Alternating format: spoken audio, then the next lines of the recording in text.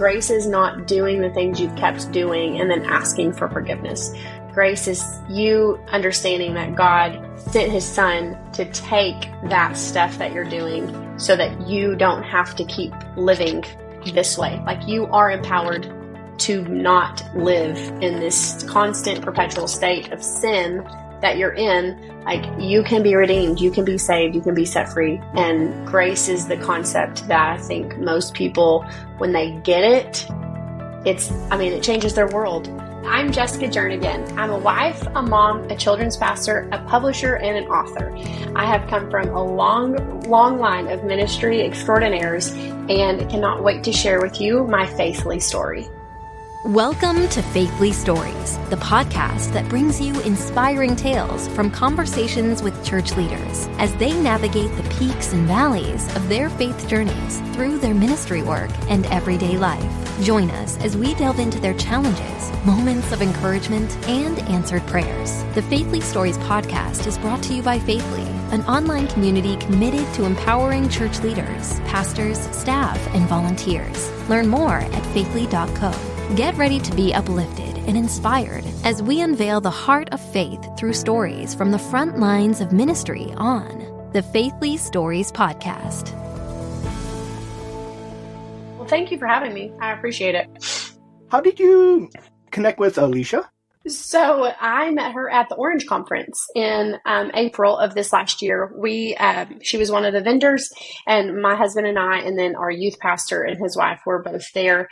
And so we're just out doing the vendor stuff. And I connected with Alicia, got her card, and found out what Faithly actually was. And so later on that day, I went back to her booth and I was like, tell me more. This is super cool.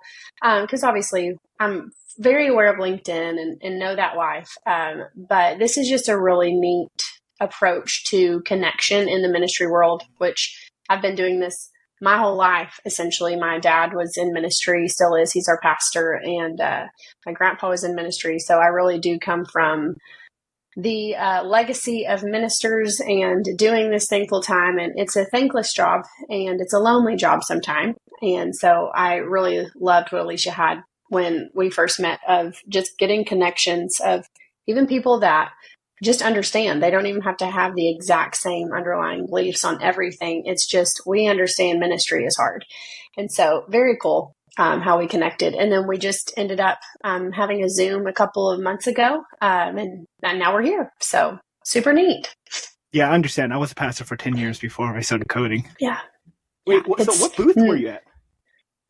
So I actually wasn't a vendor. I was just in attendance. So I have a publishing company, but I'm also a children's pastor. And so we went on a whim. Like, my dad was like, okay, find a conference. And we love Orange, and I've known Orange Theory for quite a while and what they've done. And so I got on and was like, I don't even know when their conference is.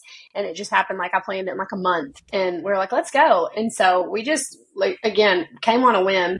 But I think next year for the 2023, I believe we're going to actually be a vendor there. So that'll be really cool to set up shop and kind of share our resources and our books that we're doing currently in our publishing world.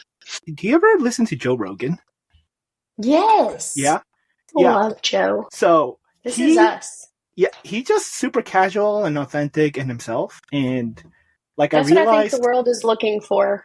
I think that's the vein. People don't want it to be polished. They just want talking or just kind of experience and stories. I think that you are very much on the right path for sure.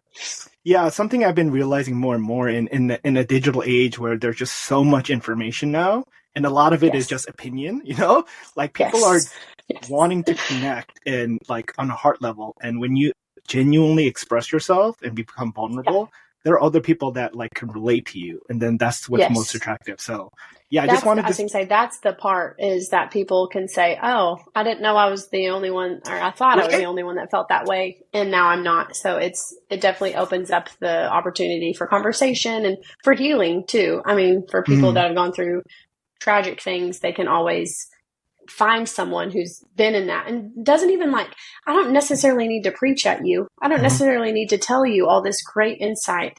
It's that, hey, I've been there and this is what helped me. And I think that's so needed in the church and in the world as a whole. But I think that is where most people are going to and gravitating to, is just that authenticity, that they don't want something so polished anymore.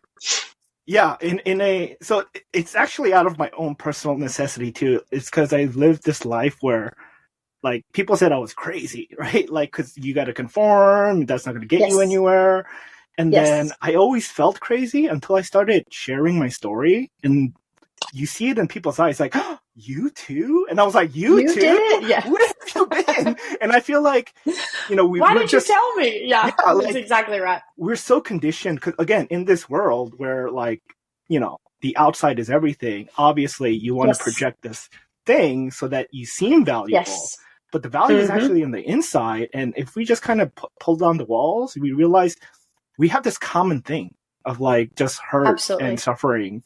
And we need help, and we need each other, and we need perspective. And so, yeah, that's kind of like my take on this podcast, but also just because I'm super interested in meeting people, and I love hearing God's story.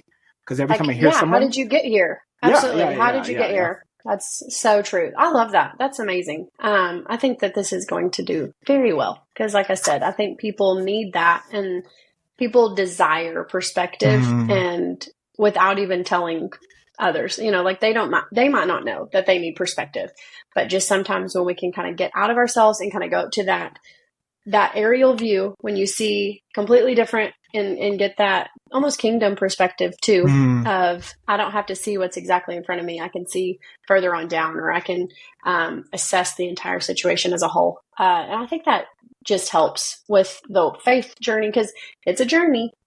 It doesn't ever feel like it ends. And right when you feel like, okay, I've accomplished this, or I have learned this really well, or this has been, I'm in perseverance mode, or character, or hope, or whatever.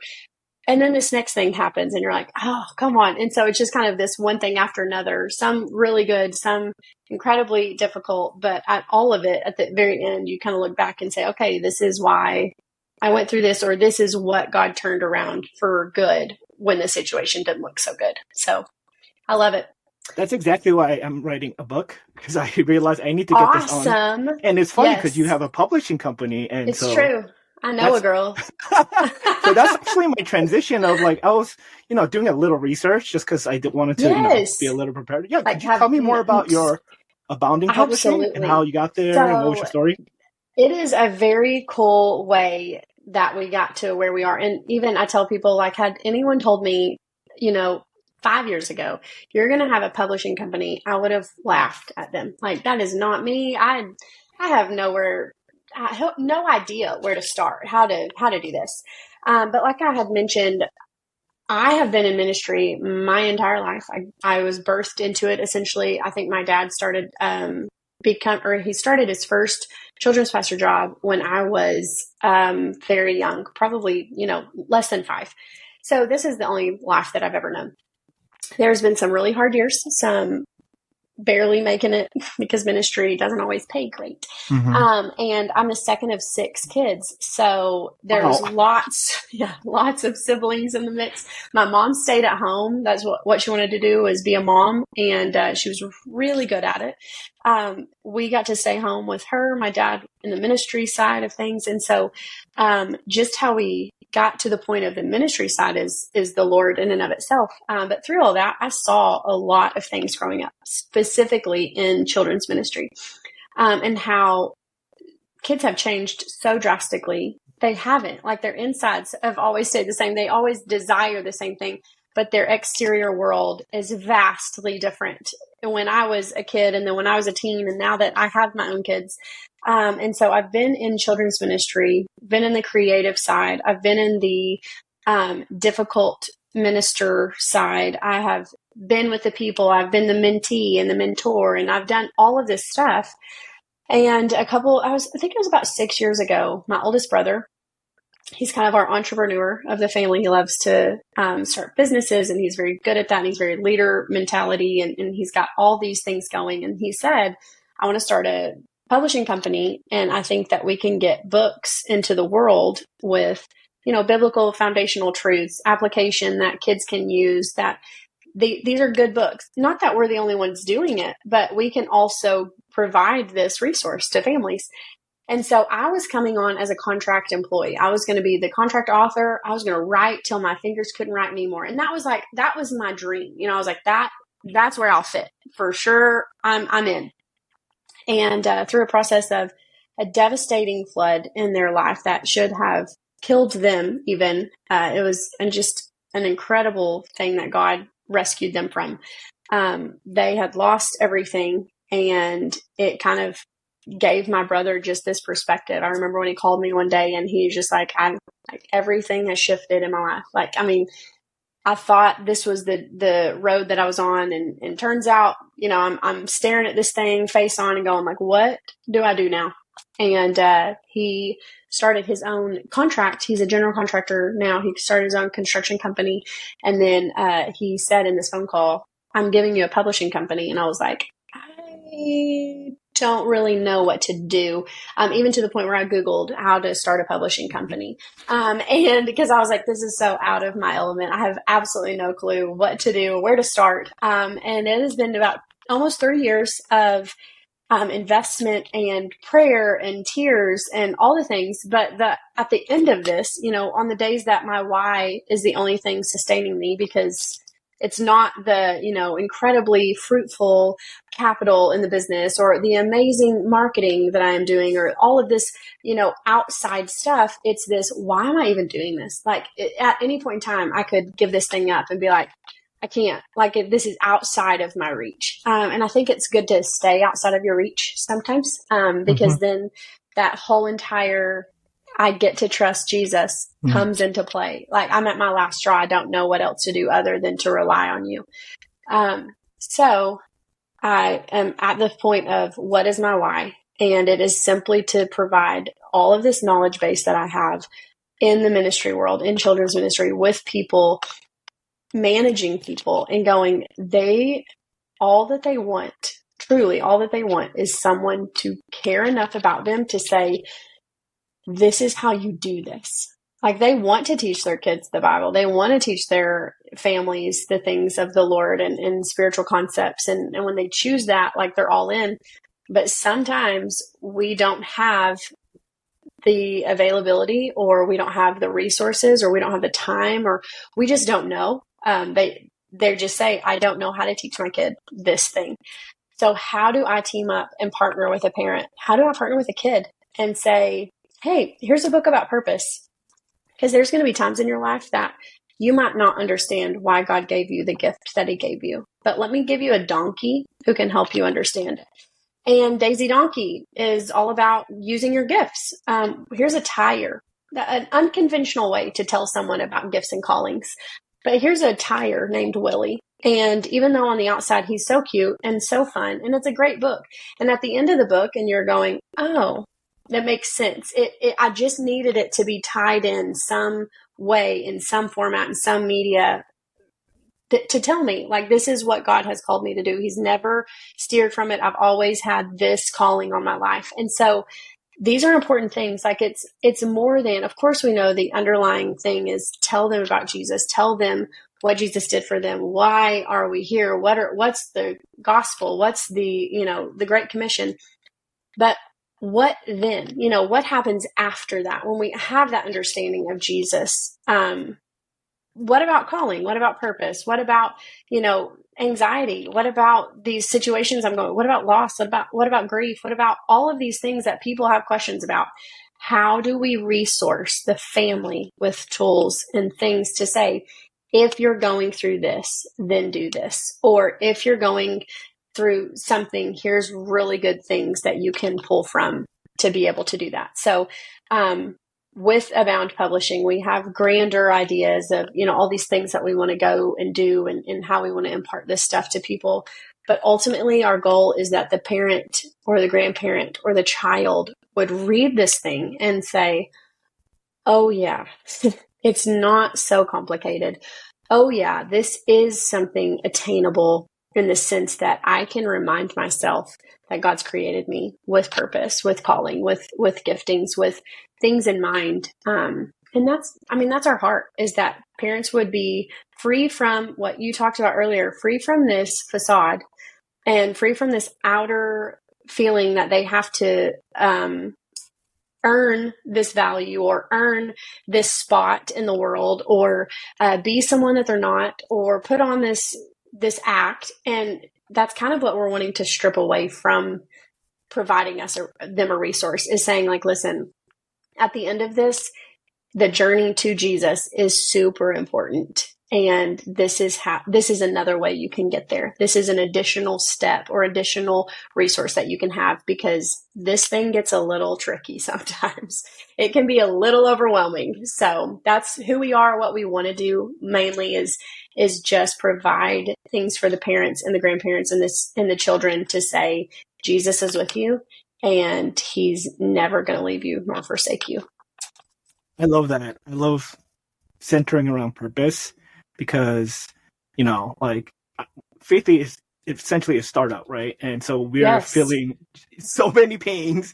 Yes. But what helps is, like, seeing the vision toward the end goal, right? And so even when you get to, like, small markers, I realize in life you need a goal so far that you might never reach it in your lifetime. Yeah. But it's such a good path that you get everyone on board. It's a good place to end up. Mm-hmm. Yeah, and so I love the fact that everyone catches it, if everyone's seeing where we're going, it's easier to get there. Yeah. And I think even what you and I both probably have in common, more or less, is with the startup, you're holding so much stuff. Like, you have the social media aspect and the marketing and the talking to people and the podcast and all this stuff, and you're like, I'm not really. Like, that wasn't what I thought when I started this business. I had no idea what I was getting myself into. Like, when you're dreaming this thing up, it sounds so great. Like, oh, I'm going to help people. Well, you also have to have QuickBooks, and I'm not good at QuickBooks.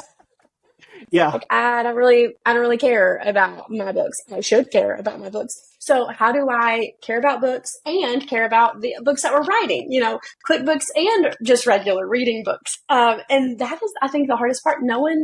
Everyone told me, it's difficult to start your own business and to sustain and to just stay with it. But you don't really know until you know. It's the most character building exercise that I've ever done. Let's start a business and see what happens. Well, sometimes it's not so great. And so I think you and I kind of share in that even though this isn't exactly what we had in mind in every aspect, when you see that thing far down the road and you're like, that is where I'm going. Like, I know that's where I'm going. The vehicle, how I get there, I don't know yet, but that's exactly where I'm heading to. And that just keeps the car on the path. It really does. It helps us to stay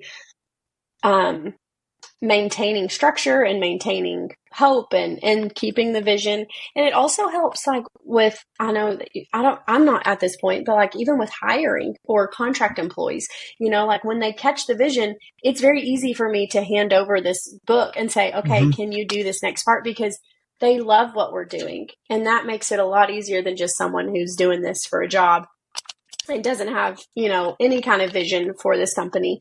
It changes it. So I think having a business in the faith realm, in the faith business era, or in this vein of keeping Jesus first, is an entirely different part of business owning.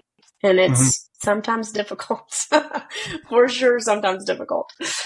Yeah, hope is such an amazing fuel to faith, because it actually makes you believe like a child. Like, you're like, really? This could work. Yeah. Yes, exactly. Totally. It's so true. You also have a web design business, part of... So that is my husband. One of the things that got us here, a cool Lord, the Lord is always so kind. It's been since March. So my husband was a coach of 19 years. He was a varsity basketball coach. He coached boys. And then when we got married, he was then the girls coach. And that was just what we knew. I was a coach wife. Then I was a mom and a basketball coach wife. With being a mom, I added babies. I have a 6, 4, and 2-year-old. They're all girls. So I was essentially a single mom from November to March every year during this season of our life. And I loved it. Like there was some days that I was like, this is awful. About January, we always had some like, marital situations that would arise. And we're like, we forget. We do this every year. Why are we so surprised in January that we hate each other? It's because we haven't seen each other in months. And so we kind of got this really good game plan of like, okay, here's how we're going to be a coach and a coach's wife. And not only that, like I'm not a stay-at-home mom at this point in my life. I'm working sometimes full-time, then part-time. I'm also maintaining the house. He's gone literally Monday through Sunday because he had different ball games, different times of the week. And it was nuts. And we just got to the point where we're like, okay, is this what we want to do? Like, is this us forever? And he even got to the point where he just felt like there was more happening. There was a shift. And he really did just kind of press into this idea of like, okay, I think the Lord has something for us. I don't know what it is. So back in March, it was about spring break. My husband is a sweet, sweet man and loves everything to be in a box. Like he is very white and black. Everything must match. Nothing out of sorts. And I'm like, let's just wing it. And he's like, that makes me have hives. Oh, and the opposites. 100%. Yeah. Like, let's go have fun. And he's like, let's not. And so he is very much by the book. And part of the reason I love him, because he's kept us on the straight and narrow. And I would be in a ditch if not for Brian most days. So we are on our way to a spring break trip with some friends of ours. And he looks over to me. We're driving down the road and he said, what if I resigned? And I was like, what? And he said, what if I resigned? Because the option was, we didn't feel like there was an option for him to quit coaching and still be a teacher. We're like, we'll keep the retirement. We'll keep we'll tell the Lord what sounds like a really good idea, which is we'll keep the good part and we'll give this up, and we'll just do Abound web design on the side. He loves web design. He loves that thing. He's done it not for pay ever, but kind of realizing like, oh, I think I could do this. It started with my website. I needed one. And he was like, I think I can build it. And that's what happened. And then it kind of just trickled into this idea that maybe we could make a living at this. So he just said, maybe I should resign. And I was like, okay, like completely thrown off. And normally I'd be like, sure, let's do it. Let's trust the Lord. Cowabunga. No, I was like, hold on, just chill. I was like, let's do spring break. We're only going to be gone a couple of days. We're away from everyone. Our phones won't work up here. Let's just take this time and we'll just think about it. And he just never let up. He was like, yeah, this is, I think, what I want to do. And I was like, okay. So we come home and I was like, listen, Brian, I'll follow you into the wilderness. If that's what God's asking us to do, I will follow you. Let's do this thing. So he and I both quit our day jobs. Because I was doing this on the side. I was just publishing on the side and it was a lot. And then obviously I'm doing publishing, children's ministry, being a coach's wife from November to March, being a mom, being a wife, like all this stuff. And I was like, something's got to give. I'm going to implode. We took everything that we knew, every certainty, every security, every emergency fund, all the things that we knew as this, almost, it wasn't an idol, but almost in a sense like this thing that we just put so much security in. And we left it and we just said, okay, let's do this next step. And it was absolutely exhilarating. And we knew, we asked, we were like, Lord, please confirm this because we need to know when the going gets tough, like we don't want to veer from this and question that this was you. We got a few confirmations in this time of prayer of this was absolutely the Lord saying, this is the next step. Give me what you have and I'll show you something better. So that was wild. And we are living in the days of trusting the Lord with everything that we have. Time, money, resources, you name it. We are in the throes of a testimony coming on the other side of this. And even to the point where we decided, like, we even want our kids, our 2-year-old's not going to probably understand at this point. She's not going to remember. But we want this 4 and 6-year-old to remember the days of of God being our provider. Yeah. When we thought, we don't really know where it's coming from. We quit our jobs, and the highest inflation, increase of rates, worst possible economic situation that we found ourselves in, like let's quit our jobs and start our own business. That we knew this has to be the Lord, because we would not have had this peace without it. So that's how we got to Abound Web Design and Abound Publishing, was all in. Like, we started it kind of just to see what would happen. And then we're like, you know what?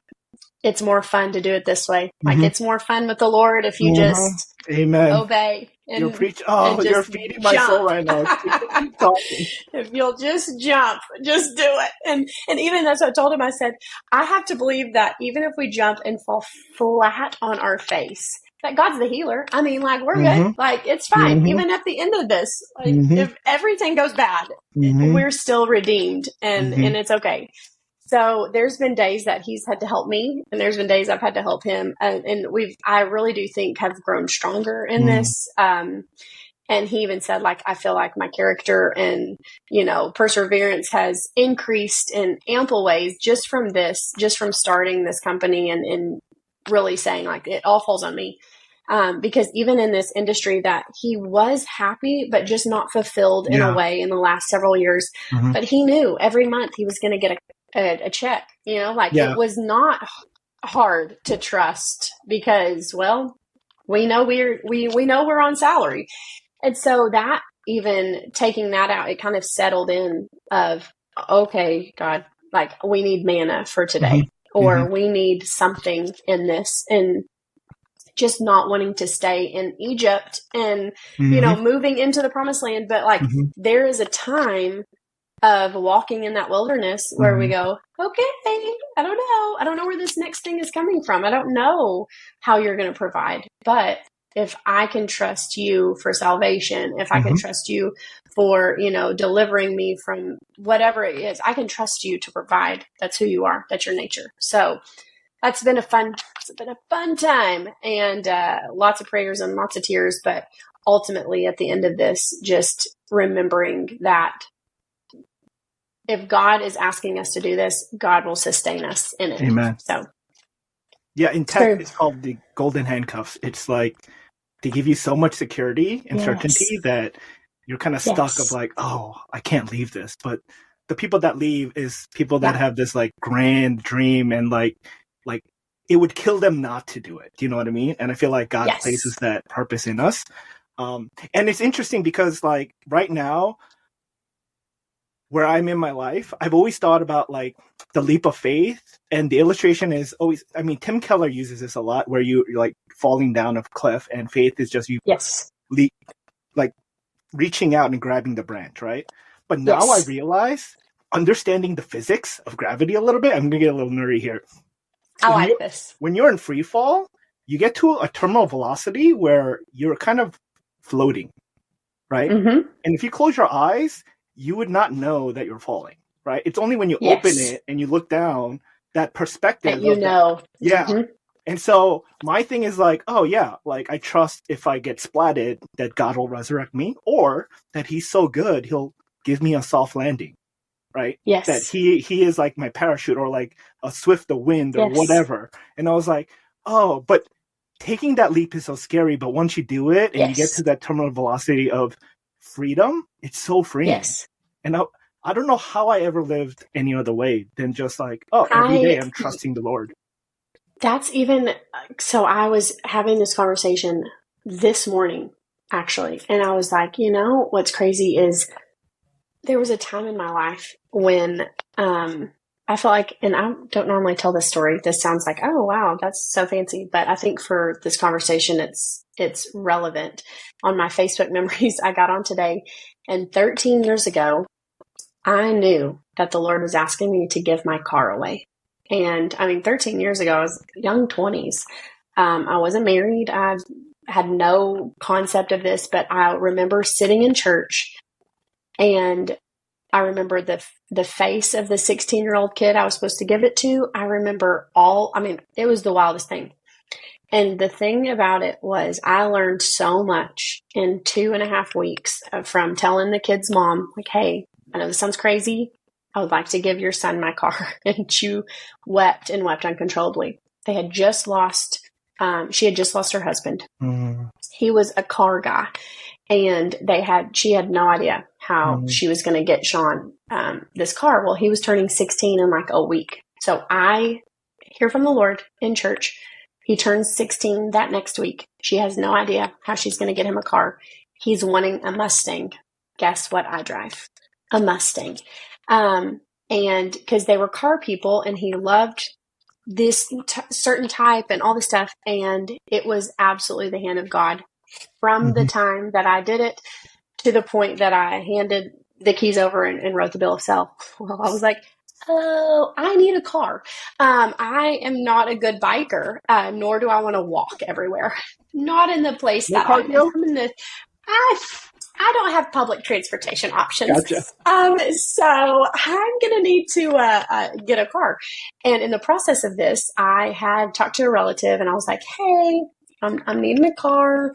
He's like, okay, well, what can you sell the one that you're selling? And I was like, I'm not sure, because I didn't want to tell him, like, I'm giving it away, because I honestly thought he's going to think I'm a crazy person. And he did not. So eventually I came to him and I was like, hey, guess what? I'm going to have to give my car away. And he said, I knew that you were. And I was like, how? And he's like, I don't know. I just knew and must have been the Lord. And so I told him and he was like, absolutely. Let's go and find you a car. He knew some stuff about cars and all this stuff. And so I was like, here's my budget. Here's where I'd like to stay. And here's what I'm looking for. And we get to a car lot. And I found the car of my dreams. It was amazing, and it was out of my price range. So I was like, well, let's test drive it and see if I even like this car type. It was a Honda Accord. I was so excited. Get in the car, loved it, fell in love, came back and told him, I was like, listen, this is not my budget. Didn't tell him what my number was, just said, this isn't in my budget. So, I'm going to keep looking.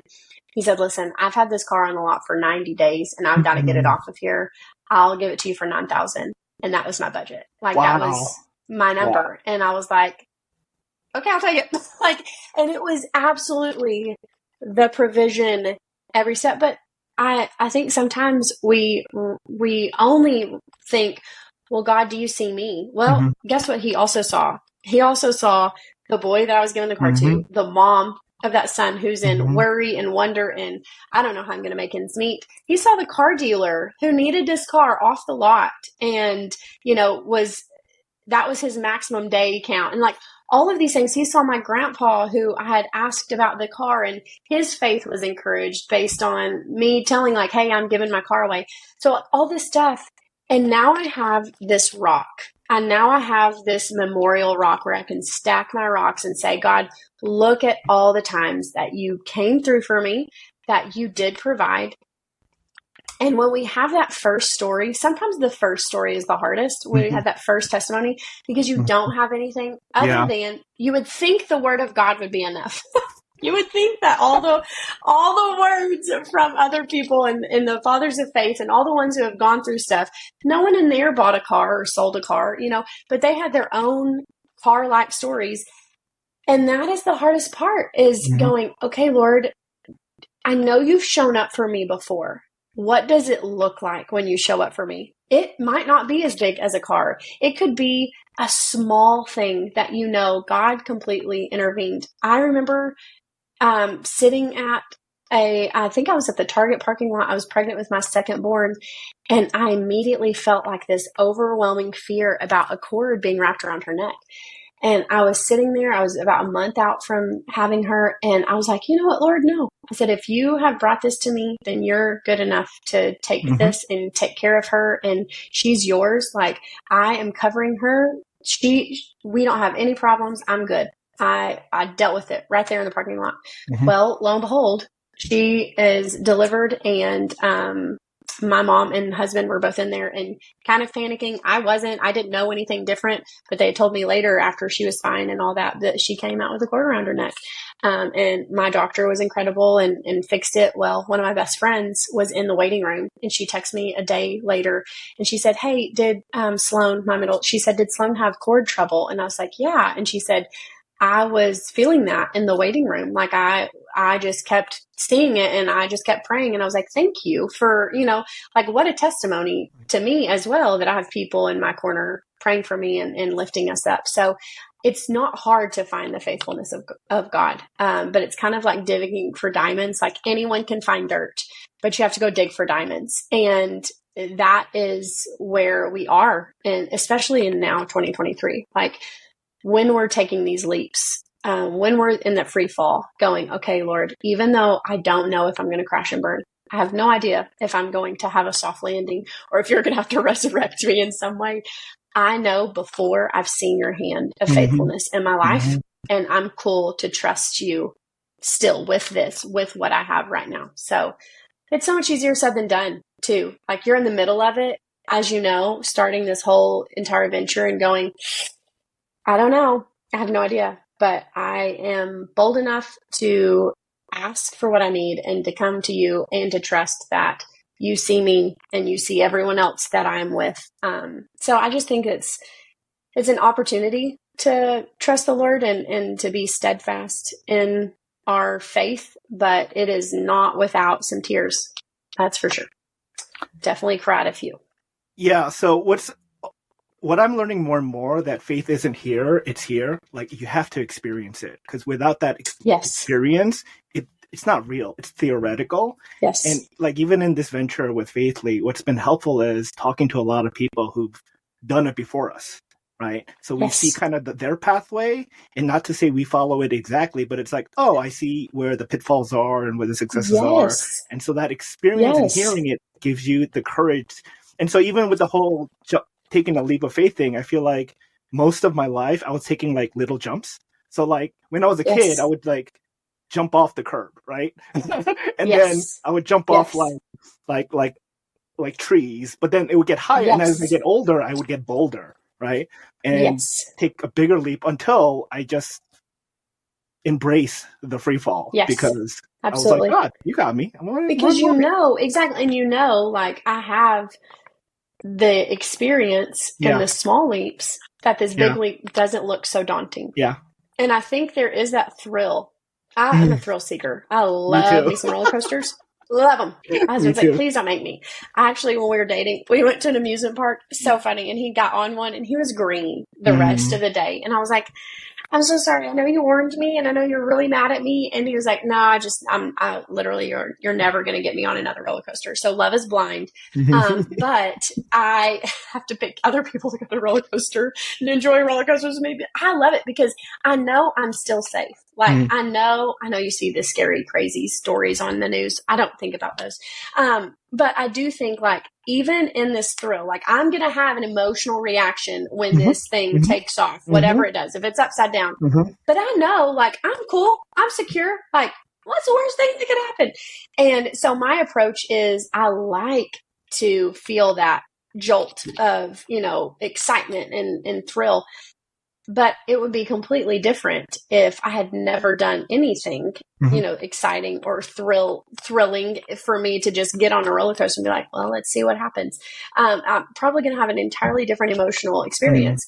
But I love that what you're saying, like just from the curb to the tree to the thing, like sometimes God isn't asking us to go jump off the roof. Like he's saying, "Well, you just," and it might just be something that doesn't even, it's almost like a training. I'd even told, a friend of mine, like she was asking about like, "Okay, how do you hear the Holy Spirit?" And I was like, "I know it sounds like we make it so much more complicated than what it truly is, but it's just that gut. Like when you have the gut feeling, like when you're filled with the Spirit, when you love the Lord, the Holy Spirit is trying to tell you, like, don't, or do, or go, or stop, whatever the case is."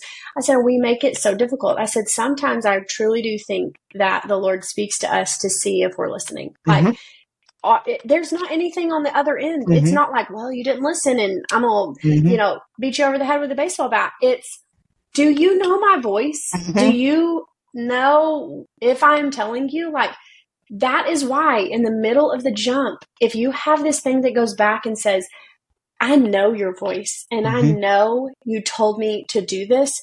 Therefore, I am going to stand on this truth. It doesn't matter if everything looks grim. It doesn't matter if I don't think that this thing is going to work out. I know it was you because I know your voice. He might not ask you to quit your job the very first time that you're listening actively to his voice. It might be take this road. It might be stay longer. It might be say this. It might be send this person a text message. It's probably not going to be anything really incredibly, life-changing, but it will change your life because things start making more sense and it becomes more prevalent in your life and it becomes easier to hear the voice of the Lord because we're in tune to it. And so I just think that it's important that we train ourselves and we let the Lord do some training in us that we would go, oh, that was easy. I know that was not the voice of another. That was the voice of you. And therefore I can trust that voice. So I think it's very crucial. The pattern I've been constantly seeing in myself is just God as the Father and we're his children. And so he's teaching us obedience in the little things because he has something really big planned. But we can't get there without doing the little things first because the big things are really scary because you have more to lose, And so, this is not this is probably an unpopular opinion, but we've been going through this. Yes. I have a podcast. Let me hit you with the, that's hilarious. I think an unpopular opinion is some of the ways that we have transitioned into parenting our children. Reason being, I absolutely am for, you hear the words gentle parenting, you hear, spanking, you hear all the things. And then there's this great big divide of people. I heard it once and they were said, if you say I spank my kids, you've lost half your audience. But if you say I don't spank my kids, you've lost the other half. And I'm like, it's so true. There is such a dynamic in parenting where people think if you do this, you're screwing up your kid. And if you do this, you're screwing up your kid. And I'm like, we've got to stop. We've got to chill. But my unpopular opinion is that we do not teach and correct and empower obedience the way that we should. Case in point, if my daughter is running into oncoming traffic and she knows my voice, but she does not listen to my voice, that is going to be her demise. It could kill her. Now, there's going to be times that her hearing my voice and listening to my voice wouldn't get her in danger, keep her in danger. But when I've asked you to do something, listen, little 4-year-old, little 6-year-old, you don't have the perspective that I'm holding. I am your parent and I feel like I'm a healthy one. I feel like I'm one that wants good for you. I know that's not everyone's reality. I get that. But the ones that are following in pursuit of Jesus, there is something so crucial to teaching obedience to our children, because I'm not going to be the only one that they ever have to listen to. I'm not going to be the only time that they hear obedience or need to obey. There's going to be bosses. There's going to be leaders. There's going to be teachers. There's going to be a God that they serve. That obedience is so necessary, and we are not teaching it in a way that I feel like is healthy. We are giving them options to pick death or happiness, well, I want to go out into the middle of the road, so I don't really want to listen. Okay, but you don't understand at your 4-year-old perspective. My perspective is seeing way more. It's experienced, it's wisdom, it's all these things that I'm bringing to this, that this will lead to your death. This will lead to something that you don't want. Therefore, obedience is so important. I love an open space for kids to ask questions. I love for an open space for them for dialogue. I don't think that it should be a dictatorship in parenting. I don't think we should have but sometimes, and again, unpopular opinion, sometimes the answer is because I said so.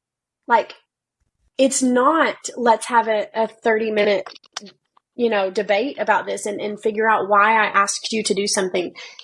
Sometimes the answer is, I need you to do this because I've asked you to. I'm living at 32 years of age in a season of my life where God has asked us to do something. And his answer is, because I said so. Exactly. Like, this is why. He has not told me why he asked us to do this. It's because I asked. No, guess what? It's my choice if I obey. Mm-hmm. It's my decision. I get to decide that. 6-year-old, you get to decide that. What we don't get to decide is our consequences. Yeah. Unfortunately. And that stinks. But even to the point where I feel like this really simplistic revelation of obedience. My 6-year-old last year, so she was 5, she had come home from school and there was something in her bag that I knew wasn't hers, but it was, you got a parent with the Holy Spirit. It's so hard without him. Mm-hmm. But I was like, oh, something's off here. And so I went in and I was like, hey, what is this? And she was like, oh, that's, and I was like, oh, completely the worst liar in the entire world. So I'm like, let's just see how this plays out. And so she's like waving and she's like, oh no, that was my friend's and she gave it to me. And I was like, you did? I was like, which friend gave it to you? She changed the name of the friend. And I was like, now tell me again. So who gave it to you? Change the name again, all this stuff. And she said, okay, well, I know I didn't steal it. And I was like, okay. It was $1. Like it wasn't. It was minuscule, and I was like, okay. I was like, here's the thing. She was boo-hooing, and I was like, Mom's not mad. I said, here's what I also need you to do. Because I told her up ahead, I said, I need you to tell me the truth. It is so important right now, knowing you're not going to get in trouble, that you're not going to have a punishment. What you need is to tell me the truth. She told me the truth. It's like, here we go. Took a minute to get our emotions back in order and gave her a hug, did all the things. And I said, how did you feel when you took that $1? And she said, I felt so weird. And I was like, where did you feel weird? And she pointed to her stomach. And I said, good, because she had recently gotten saved. And I said, I'm so happy. And she was like, what? And I was like, the Lord is talking to you. Like, you are living this thing out. I said, the thing about it, we had been talking about walking by the Spirit. And she was like, what does that mean? She's so inquisitive. And I'm like, I've heard this my whole life. And I have absolutely no idea how to tell a 5-year-old how to walk by the Spirit. Like, how do I break this down for you? And I was like, I don't really know. So we just kept talking about it. And it came out. And in this moment, she's holding her $1 that she stole. Bless her. And I said, Annabeth, the beauty of walking with the Spirit is that it's 2 parts. And she was like, what do you mean? And I said, you listened. You didn't obey. You heard the Holy Spirit. That was that weird feeling. You didn't obey that weird feeling. You went ahead and did it. I said, and walking by the Spirit is 2. It's listening and it's obedience. And right then I was like, man, that was a good word, Lord. Like, thank you for that. Like, you just did that for me. Like I needed to hear what walking by the Spirit was. But it was just this whole entire process of figuring out, how do I handle this, Jesus? I don't always get it right. Some of my parenting days are really bad, really, really bad. But it's just this thing of like, Lord, if I am learning to obey you immediately, how do I teach my child without having that dictator or authoritarian situation where it's taken so negatively now in 2023? But how do I impart to her that obedience is so important, one of the most important things, and immediate, not a slow obedience, but right now. So that's the hardest part of obedience, is doing it and then also teaching it. But I do think that's the unpopular opinion of the day of obedience is not harped on enough. And we more than often want to go with what we feel rather than what we should.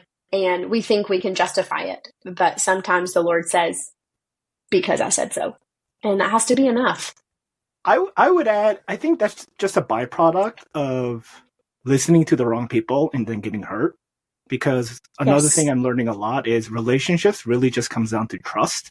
So when you can Yes. create a safe space and foster trust, and one thing I think it will happen, but I think see it more and more happening slowly is I think we need to eliminate the concept of shame.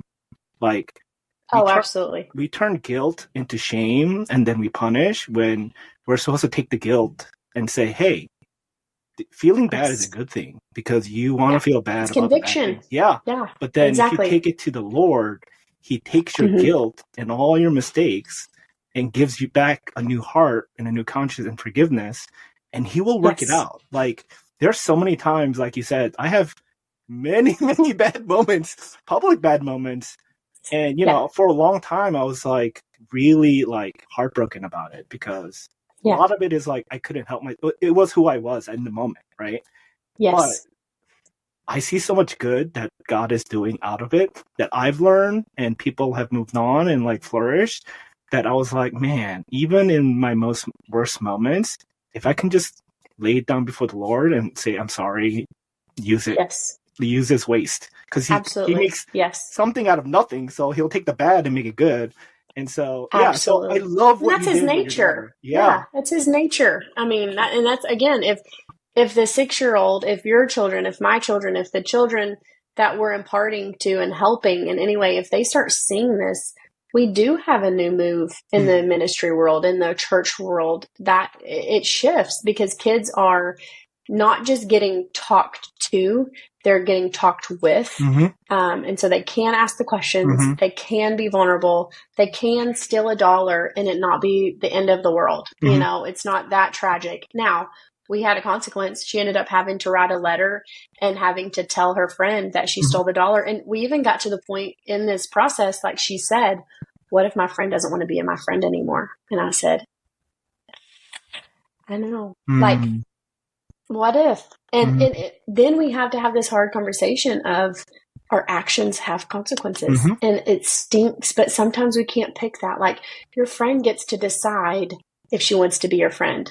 I mean, again, experience and wisdom comes that this 5-year-old's not going to be that, you know, problematic about the friendship. I think we'll be fine. And they're just as great as ever, you know, no big deal. But it was just that whole idea that she's having to grapple with, what if my decision has now impacted me in a really negative way? And I'm like, this is so hard to teach you. And because I want to fix it. You know, my natural inclination is I'll step in, text the mom, it's okay, don't do it again. But I have this real opportunity to go, you're asking good questions. Therefore, I'm going to give you some truth. I'm going to be honest with you that she might not be your friend, but all is well in the 5-year-old and 6-year-old world, and they are still friends. But it was a process to go through, and there was a lot of things we hit of how to grow and all the character building and all the things. So for stealing $1, it turned out that it was not worth it in the end to steal that $1.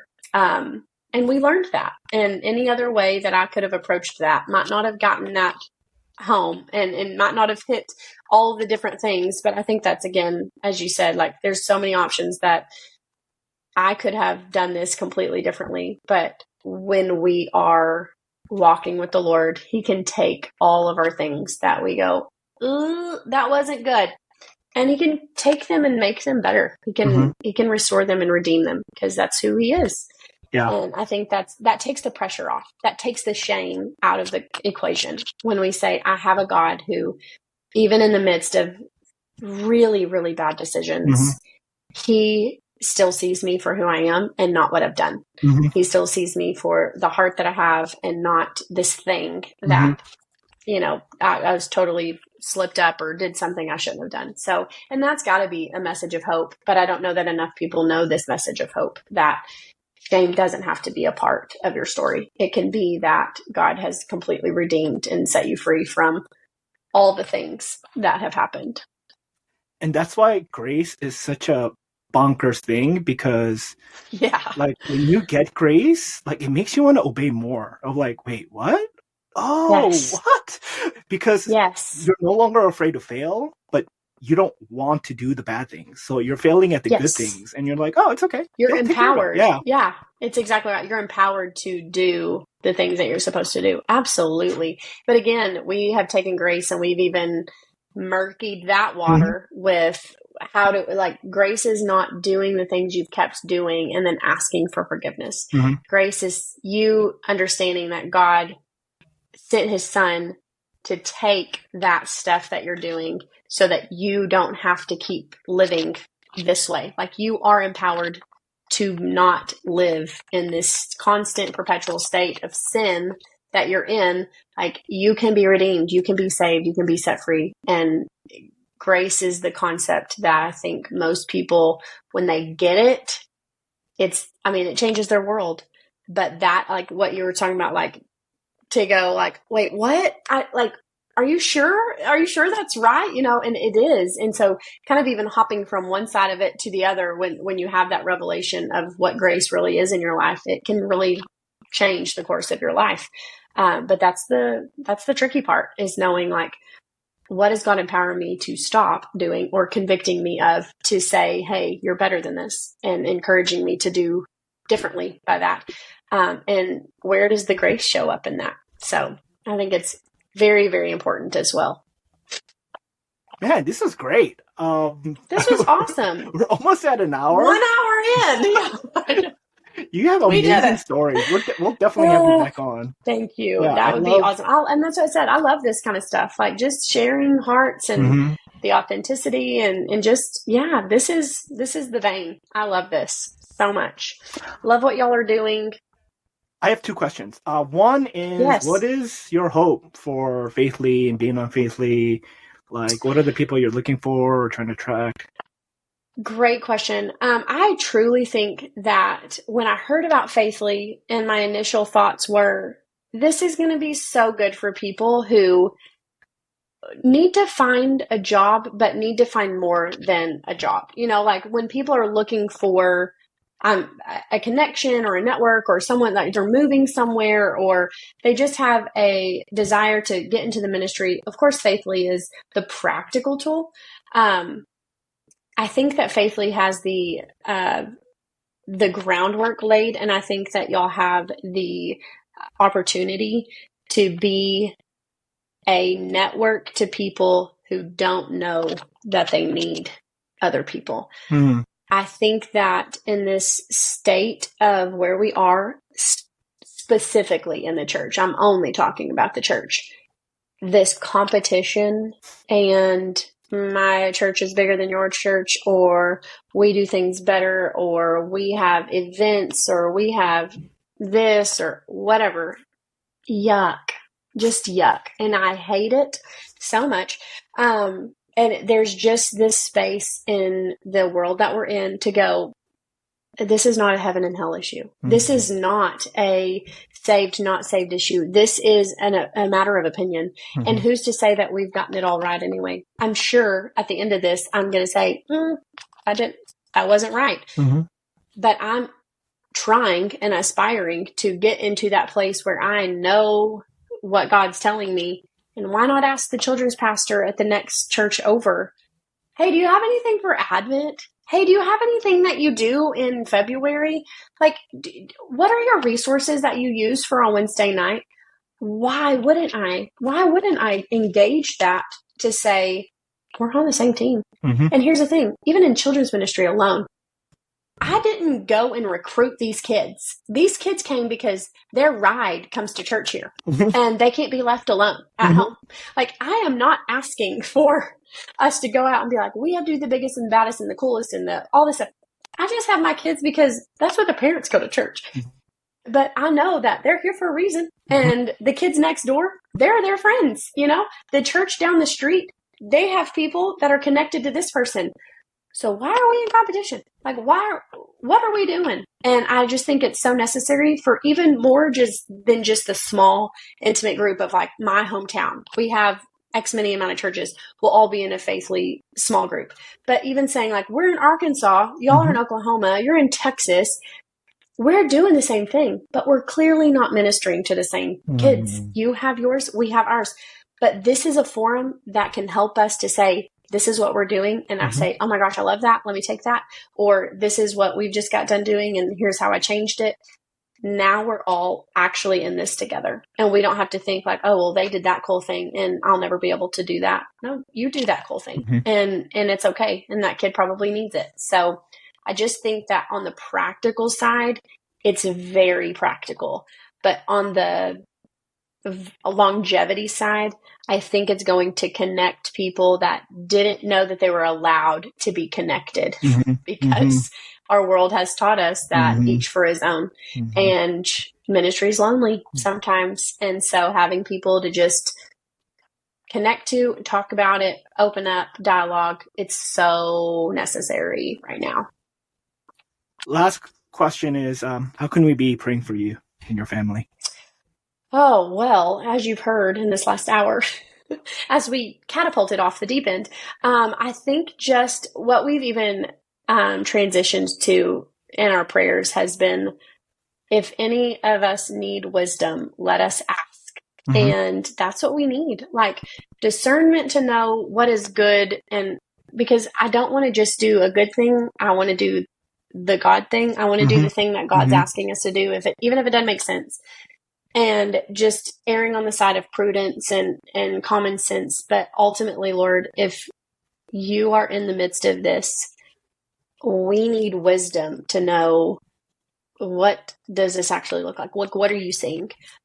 So essentially just for our home, that we would have that wisdom and know where we're going and how we're doing that. And at our church, we are in some stages of growth that we haven't seen, and it's been incredible. But there's lots of people coming into the church that have either never been churched or haven't been churched for a really long time.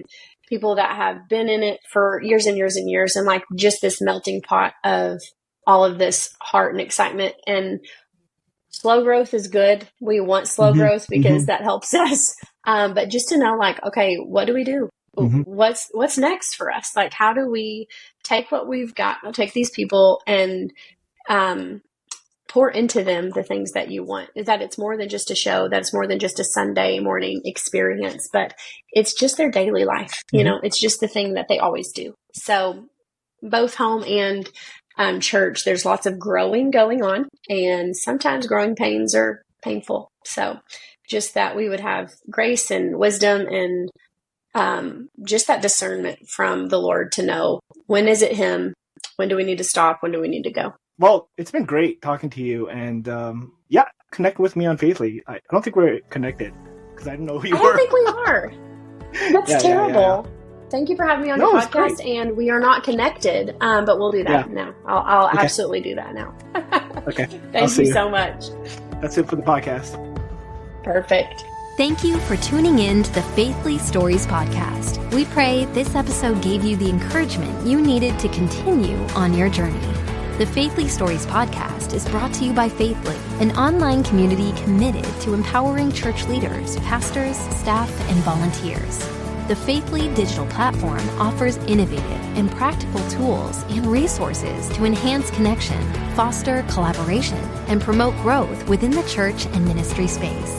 Remember to subscribe, rate, and review our podcast to help reach more listeners like you. Stay tuned for more uplifting tales from the front lines of ministry on the Faithly podcast. Stay bold, stay faithful, and never underestimate the power of your own story.